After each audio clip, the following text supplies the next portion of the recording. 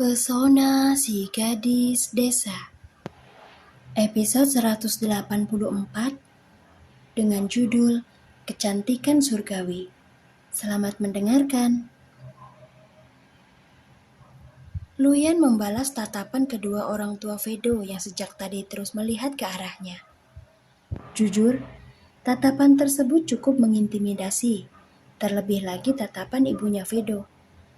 Hal ini membuat Luyan mau tidak mau semakin bertambah gugup meski dia terus berusaha bersikap tenang. Tuan Luyan, waktu kami sudah tidak banyak lagi untuk terus berada di Shanghai.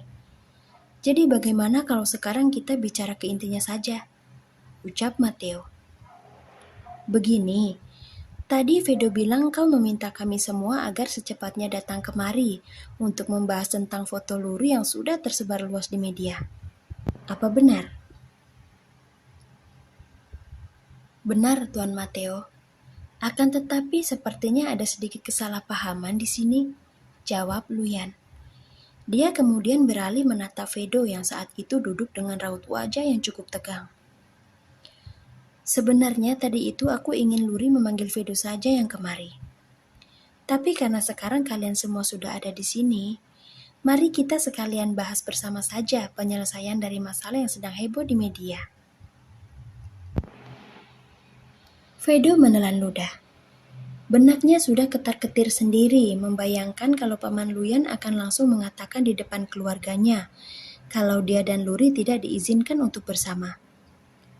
Memikirkan kemungkinan seperti itu mendadak membuat kaki Vedo terasa sangat lemah. Dia kemudian menoleh saat ada tangan lembut yang mengusap punggung tangannya. Ya, Luri seolah ingin menegaskan kalau dia ada di sisinya, dan kepercayaan gadis desa ini ada bersamanya. Tuan Matteo, apa menurutmu foto Luri yang tersebar bisa mempengaruhi kesehariannya nanti?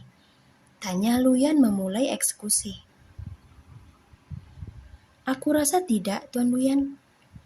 Karena wajah gadis yang ada di foto itu sangat jauh berbeda dengan wajah Luri. Jika tidak dicermati dengan teliti, orang tidak akan mungkin sadar kalau itu adalah dia, jawab Matteo.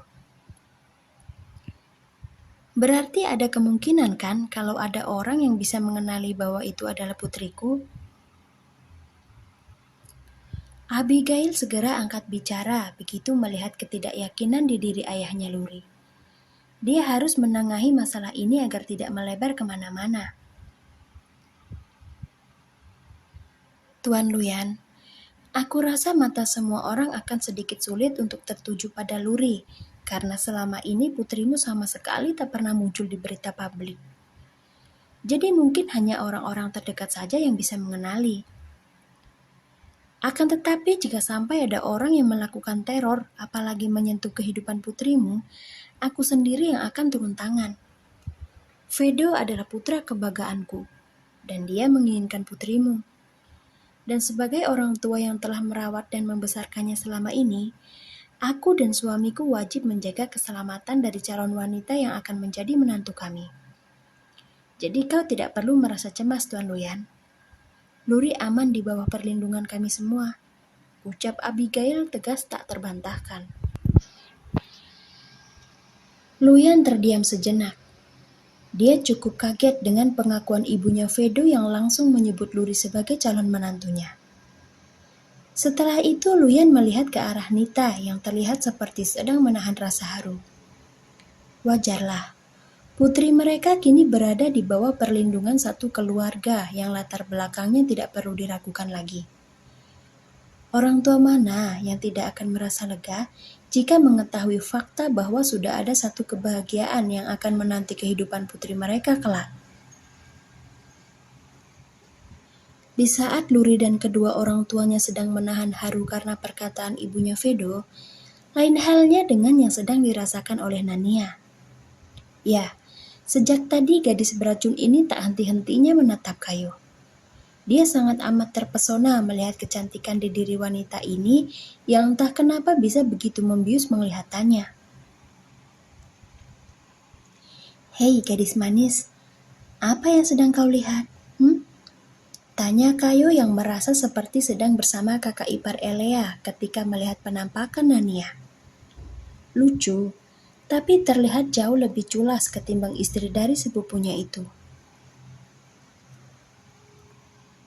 Kak Kayo, dari mana kau mendapatkan kecantikan surgawi seperti ini? Sungguh, aku sangat iri melihatnya. Tanya Nania tanpa malu-malu. Kecantikan surgawi, beo Kayo sembari mengerutkan kening. Iya, kecantikan surgawi. Kau tahu tidak, Kak? Selain Elea, ibu, dan kedua kakakku, kau adalah orang tercantik yang pernah aku lihat. Sayang sekali aku adalah seorang wanita. Coba saja kalau aku terlahir sebagai seorang laki-laki. Aku pasti akan mengencanimu, Kak. Sungguh, ucap Nania dengan sangat menggebu-gebu. Mateo yang saat itu sedang menikmati teh hampir saja menyemburkan air dari dalam mulutnya begitu mendengar perkataan Nania. Dia seperti dejavu, merasa seperti pernah mendengar seseorang bicara dengan gaya frontal seperti gadis ini. Sangat mengerikan. Nania, tidak boleh bicara tidak sopan begitu pada tamu, ya? Tegur Nita merasa tak enak hati melihat ayahnya Vedo yang hampir tersedak setelah mendengar perkataan Nania. Kenapa tidak boleh, Bu? Aku kan hanya sedang memuji kecantikan Kak Kayo saja. Lalu di mana salahnya? Tanya Nania bingung. Bibi Nita, sudah tidak apa-apa. Aku malah senang karena nantinya bisa memiliki adik yang manis dan juga lucu seperti Nania. Sela Kayo begitu Bibi Nita ingin kembali menegur Nania. Nah, karena sekarang para orang dewasa ingin membicarakan hal penting, bagaimana kalau kau mengajakku berkeliling di rumah ini saja, Nania? Nanti aku akan memberitahumu rahasia tentang kecantikanku. Bagaimana? Kau mau tidak? Tanpa berpikir panjang lagi, Nania langsung menyetujui ajakan Kayo. Dia dengan penuh semangat menggandeng tangan Kayo, kemudian mengajaknya berkeliling rumah. Tuan Mateo, Nyonya Abigail, kami minta maaf ya jika sikap Nania membuat kalian merasa tidak nyaman. Dia masih anak-anak dan sikapnya sedikit barbar. Jadi kami masih membutuhkan beberapa waktu untuk mendidiknya agar bisa menjadi gadis yang sopan santun dalam bicara. Ucap Nita sambil tersenyum kikuk. Tidak apa-apa Nyonya Nita. Malah kami senang melihat cara Nania yang terang-terangan dalam menunjukkan perasaannya. Kami sangat maklum karena gadis seusianya memang rata-rata masih belum bisa bersikap dengan baik. Jangan khawatir, sahut Abigail maklum meski nyatanya dia sendiri cukup kaget melihat sikap adiknya Luri. Benar-benar sangat mirip dengan istri keponakannya. Setelah berkata seperti itu, Abigail kembali lanjut membahas tentang kegelisahan di diri ayahnya Luri mengenai foto yang beredar di media. Mereka berenam saling bicara dan mendengarkan, mencari titik terang agar masalah ini tidak menimbulkan kegundahan di salah satu pihak. Vedo, Paman ingin minta maaf karena sebenarnya tujuan Paman memanggilmu kemari hanyalah untuk memberi hukuman saja agar nantinya kau tidak ceroboh lagi. Paman hanya ingin memastikan kalau kau benar-benar akan menjaga Luri dengan baik ke depannya nanti. Begitu, ucap Luyan yang akhirnya mengakui alasan dia memanggil Vedo ke rumah ini. Jadi Paman tidak marah? Tanya Vedo kaget. Dia tak percaya dengan apa yang barusan dia dengar. Tidak, Paman sama sekali tidak marah padamu.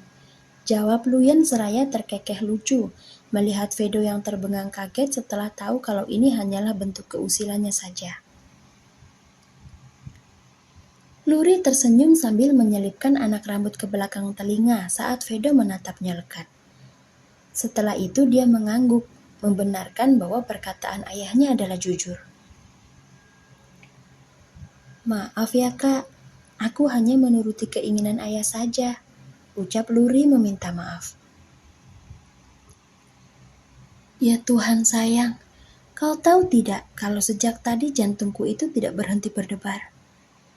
Ya Tuhan, ternyata aku ini sedang dikerjai oleh calon istri dan calon ayah mertuaku. Astaga, sahut Vedo sembari mengusap wajahnya. Dia sangat lega sekarang. Abigail dan Matteo ikut merasa lega setelah mengetahui kebenarannya. Dari sini mereka bisa menarik kesimpulan kalau orang tuanya Luri memiliki sikap yang hangat dan sedikit usil. Sebenarnya saat di perjalanan tadi Abigail sempat merasa tidak percaya kalau ayahnya Luri menjadi sangat marah hanya karena melihat foto yang beredar di internet. Apalagi ayahnya Luri sudah memberikan restu untuk Vedo menjalin hubungan dengan putrinya. Jadi sedikit mustahil masalah sekecil ini bisa menyebabkan masalah besar untuk kehidupan cinta putranya. Dan ternyata dugaannya benar. Tuan Luyan hanya sedang mengerjai putranya saja.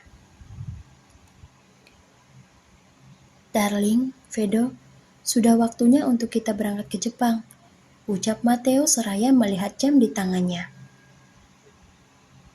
Benarkah? Cepat sekali sih. Sahut Vedo merasa tak rela karena akan kembali berpisah dengan gadisnya. Sudah, jangan banyak mengeluh. Bukankah 2 hari lagi kau akan kembali kemari untuk memberikan dukungan pada Luri? Sungut Matteo sedikit kesal melihat raut memelas di wajah putranya. Vedo berdecak. Setelah itu dia berdiri sambil menggenggam tangan Luri. Dia kemudian berpamitan pada Paman Luyan dan juga Bibi Nita sebelum akhirnya pergi keluar lebih dulu untuk melakukan perpisahan kecil dengan gadis desanya. Seperti biasa, Vedo ingin meminta pesangon sebelum kembali ke negaranya. Hehehe. Aku harap kalian bisa maklum akan sikap kurang ajar putraku Tuan Luyan, Nyonya Nita. Vedo sangat mencintai Luri. Dia pasti merasa sangat marah saat aku mengingatkan kalau kami harus segera kembali ke Jepang.